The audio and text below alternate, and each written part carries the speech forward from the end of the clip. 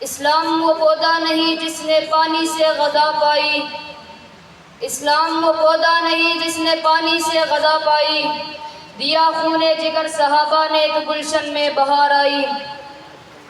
سامعین محترم، جب میں نے اپنے عنوان کے پیش نظر تلاش مواد میں سے فضائل صحابہ، عظمت صحابہ، شان صحابہ پر نگاہ ڈالی تو مجھے احساس ہوا کہ میں ایک پھول کی تلاش میں ایسے گلستان میں پہنچ گیا ہوں جس کے ہر پھول کی خوشبو اپنی اپنی ہے اور جو اپنی آبادی اور شادابی کی وجہ سے بے مثال و بے نظیر ہے۔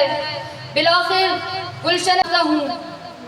گرامی قدر، آج کچھ مفاد پرست اور شیطانی ذہنیت کے مالک شہادت کربلا، شہادت حسین اور واقعہ کربلا کی آڑ میں آ کر حقائق کو تعصب کے پردے کے پیچھے چھپا کر صحابہ پر طعن و تشریح کا جواز نکال رہے ہیں، لیکن باطل ہزار جتن کر لے، سینکڑوں پروپیگنڈے بنا لے، لیکن قرآن کے اس اعلان جاء الحق وزہق الباطل ان الباطل کان زہوقا کے بعد میں ڈنکے کی چوٹ پر یہ اعلان کروں گا کہ جن سے رب نے جنتوں کا وعدہ کیا، جنہیں رب نے اپنے دین کی آبیاری کے لیے منتخب فرمایا، ان کی عزت پر کیچڑ اچھالنے والے باطل پرست نیست و نابود تو ہو سکتے ہیں، لیکن صحابہ کے مقام کو، صحابہ کی عظمت کو، صحابہ کے مرتبے کو، صحابہ کی شان کو نہ کوئی کم کر سکتا ہے اور نہ کوئی کر سکے گا۔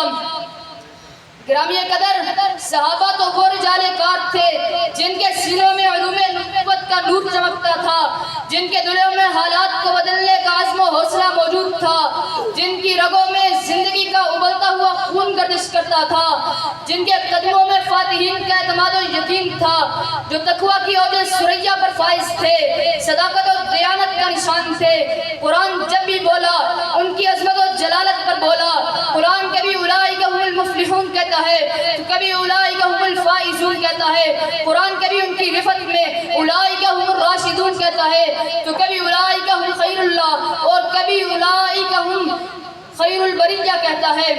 پھر مجھے کہنے دیجیے، ابو بکر کا مصلی رسول پر کھڑا ہونا، صحابہ کی عظمت، پیغمبر کائنات کا میرے عمر کے لیے دعائے ہدایت کرنا، صحابہ کی عظمت، رسول رحمت کا اپنا ہاتھ کو عثمان کا ہاتھ قرار دینا، صحابہ کی عظمت، نبی مکرم کا علی کو جھنڈا تھمانا، صحابہ کی عظمت، ہاں صدیق کو صداقت ملنا، صحابہ کی عظمت، عمر کو عدالت ملنا، صحابہ کی عظمت، عثمان کو سخاوت ملنا، صحابہ کی عظمت، علی کو شجاعت ملنا، صحابہ کی عظمت، ابن عباس کو فقاہت ملنا، صحابہ کی عظمت، امیر معاویہ کا کاتب وحی ہونا، صحابہ کی عظمت، عبیدہ بن جرح کو امانت ملنا، صحابہ کی عظمت، معاذ کو امامت ملنا، صحابہ کی عظمت، ابی بن کعب کو قرات ملنا، صحابہ کی عظمت، ابن عمر کو زیادت ملنا، صحابہ کی عظمت، سعد کو سعادت ملنا، صحابہ کی عظمت۔ گرامی قدر، کون صحابہ؟